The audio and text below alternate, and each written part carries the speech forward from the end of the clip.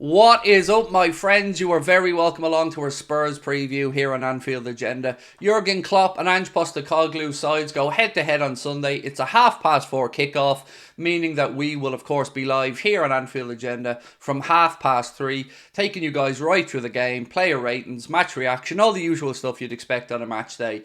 This is the third to last game of the Jurgen Klopp era, and hopefully we can put in a decent performance, send Jurgen off with 3 victories, but I need to be realistic about it as well. We haven't really seen any signs lately that we're in vintage form, so I'm going to go through and do what I always do, which, if you've never joined us for a preview before, will involve me giving you a little bit of an update from Klopp's press conference. We'll be talking about the score prediction, of course, and then we will finish up with my predicted 11. Now, I think today's will probably ruffle a few feathers, but I'm hoping some of you agree with me. If you don't, of course, love to know your thoughts in the comment section. Drop a like on the video, and don't forget to hit that subscribe button.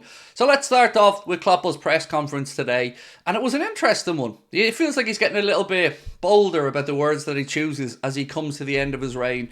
Little mention for his favourite broadcaster, which he'll never watch again according to Jurgen, TNT Sport, and he went into a conversation about basically player welfare, which I totally agree with. There are too many games for players these days, but to get to this game and to get to what we're looking at for today, he did give an update on a couple of injury concerns ahead of the game. Good news first, we have Conor Bradley back. He has been training, he's available for selection. Bad news, Diogo Jota isn't quite there yet, so he won't be in contention for Sunday's game. Virgil van Dijk, he didn't train, but he faces a fitness test to see if he's going to be able. I think he has a little niggle to play on Sunday, and here's hoping that he will. So what I've done is I have included Virgil in my team selection, and of course, if he needs to be replaced, we can talk about that as we go through the score predictions. From the other side, well, Spurs have had a bit of a chaotic last few weeks. Ange Postecoglou's team seems to be falling apart somewhat. He dropped James Maddison for the last game, and they're going to come wanting to put right their own poor results. So I'm expecting a bit of a ding-dong battle on Sunday. And of course, we can't talk about this game without mentioning our friends at the PGMOL and their fantastic appointment of Paul Tierney as your match official for this one. So what could possibly go wrong? Right, I'm going to get into my score prediction now, ladies and gentlemen, and let me know what you think about it. So what have I gone for this game? Well, it's going to be goals in it. I think we can safely agree that. But normally I predict a win, and I usually pretty much always predict a win. But I've got to go with what I've seen recently. So for this one, I'm predicting 2-2. 2-2. Now, we've already secured a Champions League place. I should put that out there as well. The results this week have meant that Liverpool are now safely into the Champions League next season. But we want to make sure we at least finish third, right? But I got to be honest. How can I predict a clean sheet as an example? So I'm hoping my score prediction's wrong. Hoping it's a 3-1 or a 4-1 to us. But that's what I've gone for, 2-2. So let me know your thoughts on that. And now to get into the team selection. Well, as I mentioned, I have made some changes. I hope you'll understand where I've come from with them. But sure, look, let's get stuck into it and see. Starting off with the goalkeeper and the centre-backs. I don't think you're going to see too many surprises here.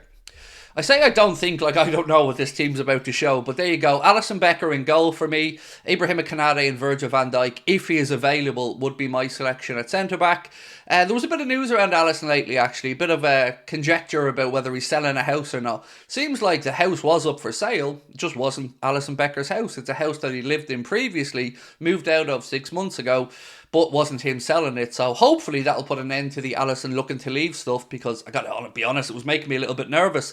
So for me, Alisson Becker, Ibrahima Konate and Virgil van Dijk. Now, I've also got to say that I don't think Konate has been pulling up any trees lately, but we do know what he's capable of, and hopefully he can start to put it right before the end of the campaign. That's why I've gone with him there over Jarell Quansah as an example. Now, fullbacks, and this is where you're going to start to see some of those changes that I spoke about.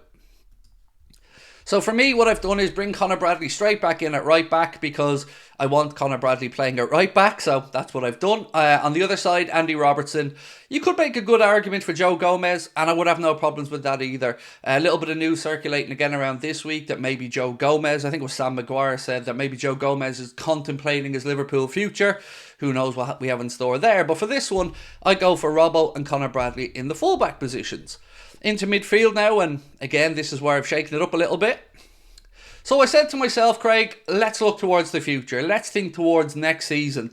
And now that we've got Champions League football secured, we're not going to win the league title. Let's go and give Trent a run in midfield and see how he gets on. So in my 11, I've gone for Alexis McAllister to play the deep-lying role, Trent Alexander-Arnold and Ryan Gravenberch in the two advanced midfield positions. And I think we do have to have a look to the future here. I don't like all these articles saying that Liverpool are potentially going to cash in on Gravenberch already and sell him to Galatasaray. That would be stupid in my opinion. Give Ryan a chance for the last few games of the season to show what he can do, because when he's played recently, I've been rather impressed with him. So my midfield, Alexis McAllister in the DM position in place of Endo, and then give a bit more licence to get forward to Trent and Gravenberch in the two advanced positions. So that's my 4 and 3. But now we need to look at the attacking end of the pitch, and of course there's some big decisions to be made here, so let me talk you through them. Wide areas first, and I have put Salah in the team and I've put Lucho on the other side. Look, I want to see what Salah's going to be like for the end of the campaign, because of course there's big decisions to be made about his contractual situation. So I think we need to give him an opportunity to show that it is a form thing. So that's why I've given Salah the run out on the right hand side. You may disagree, I absolutely respect your opinion.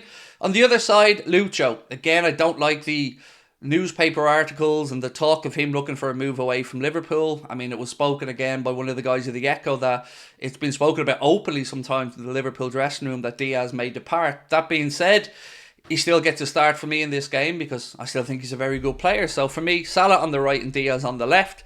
And all that leaves us is who have I gone with for the centre. Well, as I mentioned at the start of the video, Diogo Jota is unavailable for Jurgen Klopp. So it came down to pretty much a straight decision between 3. Jadon Danns, Cody Gakpo or Darwin Núñez. And you could probably make an argument for all 3. If we're looking to the future, like I've said previously, Jadon Danns would make sense. Cody Gakpo, I feel like he's been in decent form as well, although I would like to see him on the left-hand side next season. Ultimately, though, I've probably annoyed a lot of you with this, but I've gone for Cody Gakpo. See, I got you. You thought I was going to say Darwin Núñez there, didn't you? No, Cody Gakpo through the centre. Darwin just hasn't been at it. Maybe Klopp will want to play him into form, but for me, I try to reward players who are playing well. Hence the reason I've gone for Cody Gakpo through the centre. So, ladies and gentlemen, just to confirm, my Liverpool 11 to take on Spurs is Alisson Becker in goal, Conor Bradley at right back, Andy Robertson at left back with Ibrahim Konate and Virgil van Dijk in the centre back positions, Alexis McAllister in the number 10 with Trent Alexander-Arnold and Ryan Gravenberch ahead of them. Then Mohamed Salah, Cody Gakpo and Lucho Diaz. And of course, I have gone for a 2-2 score prediction. So I've done my part. Now it's over to you guys. Let me know your thoughts. Don't forget to drop a like on the video when you finish watching it. And of course, if you haven't subscribed, please do. If you're watching this early on Friday, of course, I'll be live tonight at 8:30 for the late night agenda. Tomorrow is our scheduled day off. I'm hoping that I have an Arne Sloth video for you guys tomorrow to watch. But until then, look forward to catching up with you guys tonight. Reminder that the Belfast show is still on sale as well. So if you're thinking of coming to see us, please have a look in the description and you will see a link there for Ticketmaster. Until then, enjoy your Friday. Your weekend has officially started. Thanks, my friends. Bye-bye.